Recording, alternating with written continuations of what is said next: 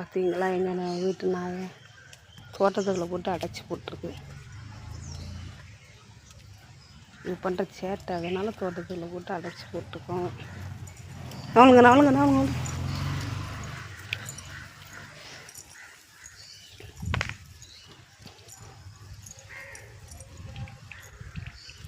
எங்கள் வீட்டில் இன்றைக்கி பூத்துருக்கு பாருங்கள், கனகாமரம் பூ நிறைய பூத்து கிடக்கு.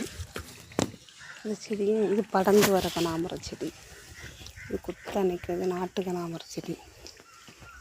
சரிங்களா, இது வந்து எங்கள் வீட்டில் காய்ச்சிருக்கிற பச்சை மிளகாய் பழுத்துருக்கு, 2 காய் பழுத்துருக்கு.